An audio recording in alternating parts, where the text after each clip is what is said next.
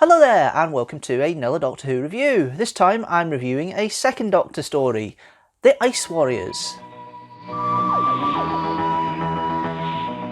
As always, I have here for all the classic series stories, the television companion, and here is the plotline for this episode. The TARDIS arrives on Earth at a time of a new ice age, and the travellers make their way into a base where scientists commanded by leader Klent are using an ionizer device to combat the advance of a glacier. A giant humanoid creature, termed an ice warrior by one of the scientists, has been found buried in the glacier nearby. When thawed, it revives and is revealed to be Varga, captain of a Martian spacecraft that landed on Earth centuries ago and is still in the glacier. Varga sets about freeing his comrades and formulating a plan to conquer Earth, Mars itself now being dead. The scientists meanwhile realise that continued use of the ionizer would cause the alien ship's engines to explode. The trusted computer is unable to advise them without further information, and it seems that disaster is imminent. The disaffected scientist Penley, supported by the Doctor, eventually decides to risk activating the ionizer. There is only a minor explosion which destroys the Martians and at the same time checks the ice flow. So, the Ice Warriors. The second story I reviewed, which doesn't show as complete in the BBC archives. The first one was Power of the Daleks, and that was in animated form. There is animated episodes for episodes 2 and 3, which are missing from the archives on a DVD release. I didn't see the DVD release, I saw a reconstruction, a telesnap reconstruction of episodes 2 and 3. So I have a slightly different appreciation of the story in that respect. Didn't detract from my enjoyment of it, and I do like the story overall. It's a nice little base under siege story, more or less, like most of these stories in this season. Also, it's another new monster. It's the monster of the month, or the monster of the story season, because you've got all these different monsters and enemies that come up throughout the series. The Cybermen and the Yeti are the only two recurring, but the rest of the time there's enemies or monsters in one form or another, including Enemy of the World or Salamander. Monsters of any sort that go through the season here. It is the only full season with Victoria, as played by Deborah Watling. Now, I had some reservations about Victoria when I watched it this first time round, but this is only the second or third time I've watched the Ice Warriors in full. But it's a nice little parable. I like the parable of the fact that you've got the computers, that people are relying on computers too much to put back the ice in the Ice Age, and I like that idea of it. And the fact that you've got the fact that they're relying on computers too much to make all the decisions, and they don't have any human decisions there because of the risk and everything else, and because it's so coordinated and everything else to stop the ice retreating across the world. How that comes about is an interesting parable. The fact that carbon dioxide is reduced down, which has made the world colder. So it's like a reverse of climate change, although that obviously wasn't something they knew much about or considered in 1967 when they made this. However, the idea of these scientists trying to do the world good is an interesting concept. But then you've got different characters from that. You've got Wendy Giffords, Miss Garrett, who is straight down the line role model. She feels that Penley, played by Peter Sallis, is actually probably the maverick they need, but she still will go down the line with what is said from what's his name? Oh, I forgot the names now. Klent, Peter Bartworth's Klent. You will see that sort of she adheres to the rules. You've got Klent, who is basically a pen pusher. He is an administrator in all but name. He's trying to lead a team. He has not any scientific knowledge. He relies on computers too much, apart from the bit he says at the end where he writes his reports. The rest of the time he relies on computers for decisions and just basically follows them through. So he's not a true leader in that respect. And then you've got the Doctor that comes in, mixes things up with them, shows a bit of help. And it's when they find the Ice Warrior and they find the Ice Warrior on the ice, and that image of the Ice Warriors in the ice, which was recreated in Cold War all those years later in the Peter Capaldi era, or Matt Smith era rather, wrong Doctor, and that the Ice Warrior in the ice being defrosted, which I thought was an interesting thing. And the fact the Ice Warriors, I wanted to escape basically initially, and then they decide they want world domination. It's not really clear whether they want to have world domination or whether they just want to escape. Either way, you know, this world is suitable for them when it comes to the ice, but is it something that they would really want to be part of? You know, the motive for the Ice Warriors here isn't very clear. They're evil, they're monsters, and they put themselves forward as monsters and want to destroy the base. But do they want world domination? I think they just want to go home. That's my impression of it. Maybe I've got that wrong. But it's an interesting dynamic with them and the way they work and their equipment and the hierarchy. There's a military structure to them, which you can see there. You've got the commander of Varga, and then you've got everybody else on top of that, of the other Ice Warriors. So they've appeared 6 times in all, but their main stuff is surrounding their fact of their culture and the way they come about and their warlike nature, I suppose, is the way they start. And this is where it starts. And Brian Hales writes for most of the Doctor Who that the Ice Warriors appear in, so his character as such. And certainly a good start to it in that respect. A couple of things I noticed in the story itself. There's a couple of, obviously I've talked about the relying on computers too much and the fact that human intuition would help, but they're fearful of doing it in case they destroy more than they intend to. 2 things I noticed.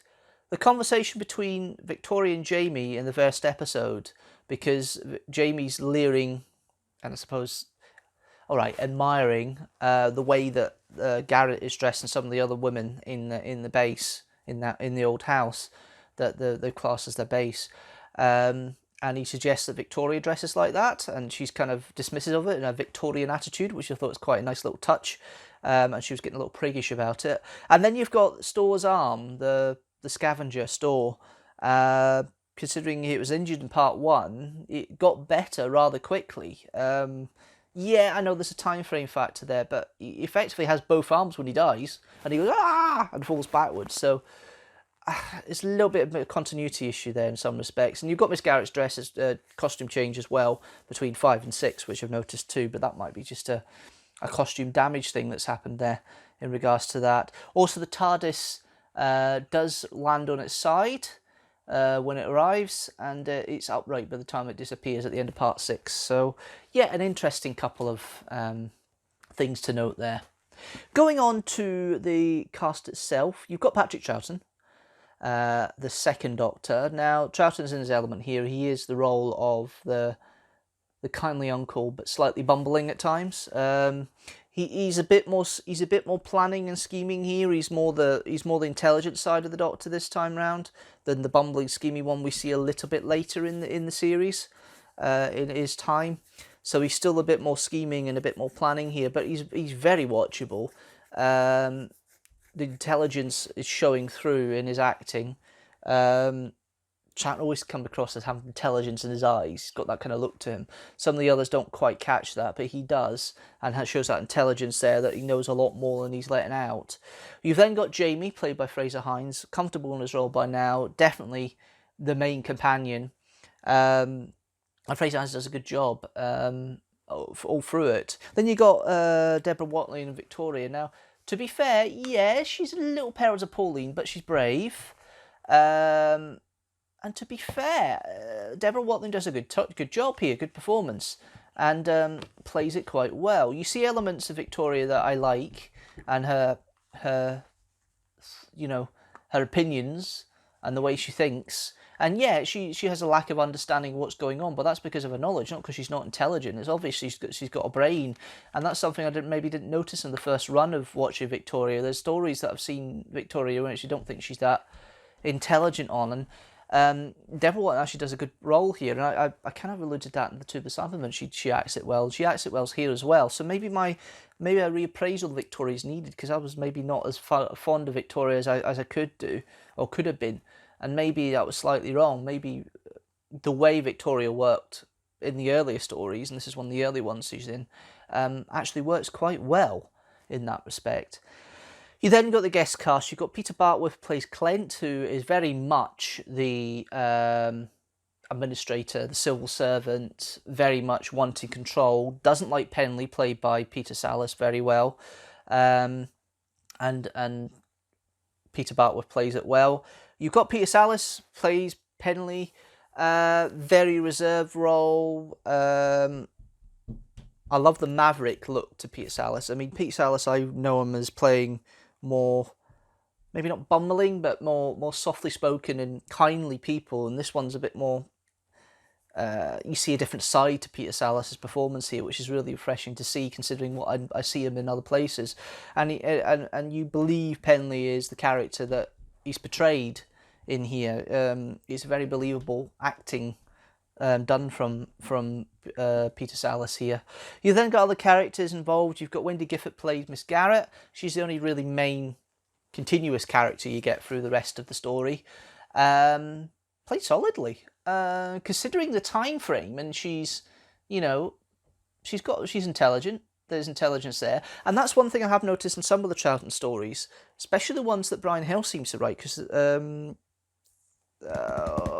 what's the woman's name in Seeds of Doom? I can't remember her name now. Miss Kelly. She is played very intelligently and solidly in Seeds of Doom, and Miss Garrett is the version of that in the Brian Hill story here, with the Ice Warriors. Very solid, very stolid, very likeable. Does need to rely on command a little bit more. Doesn't make too many decisions herself. There is elements of that when she tries to seek out Penley, because she thinks Penley, she has a soft spot for Penley.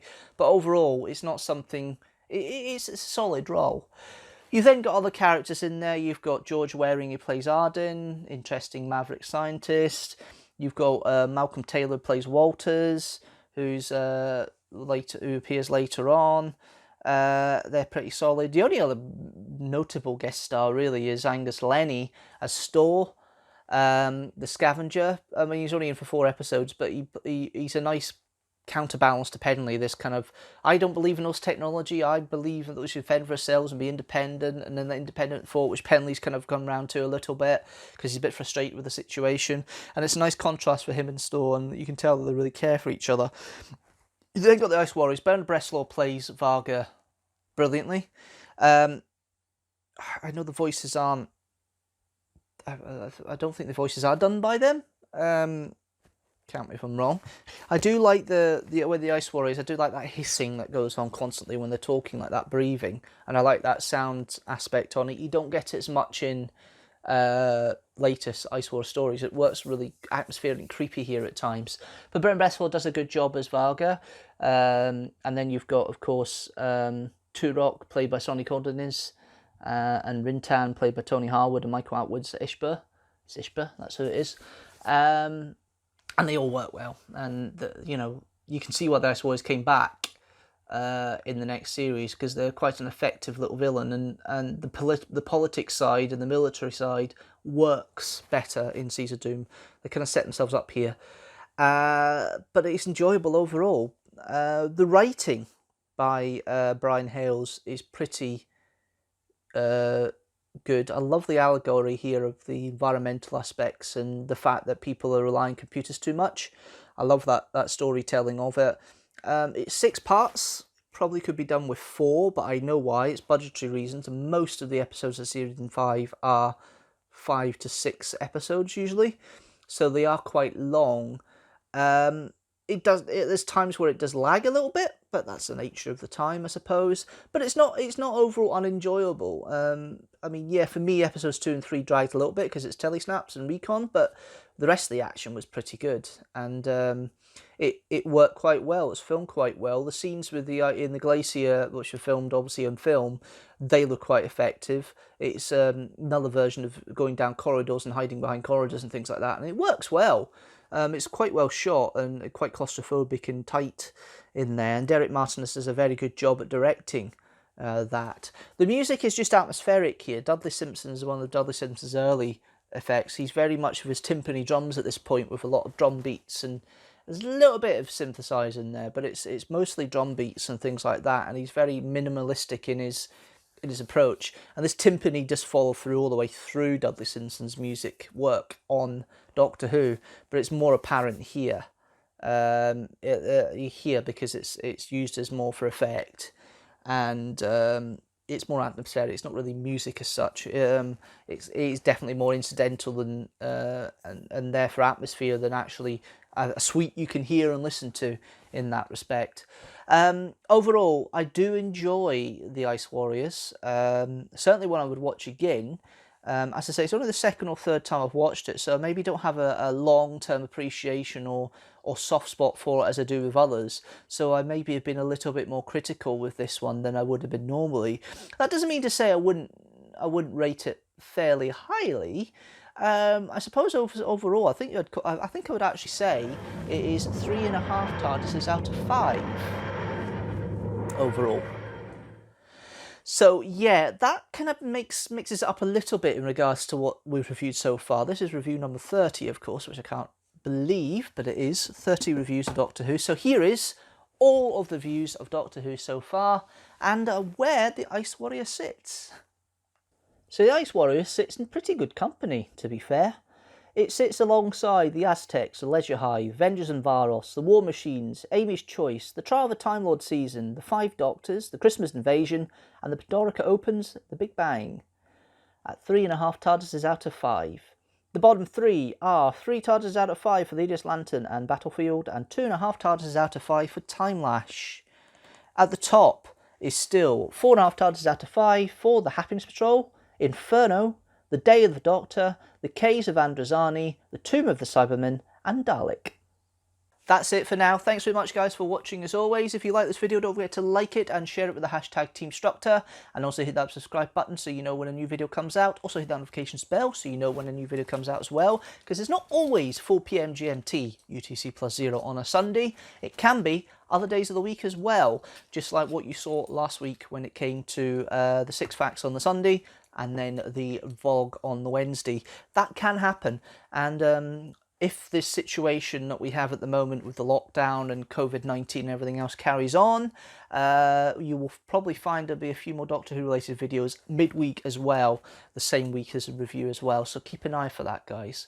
Until next time, thanks guys for watching. Next week is a Kidstructor with Fraser and Jamie alongside with me, and we're reviewing another kids TV show. Reacting to it. You want to find out what it is, you'll need to stay tuned. But until then, thanks so much guys for watching as always, and I'll see you later.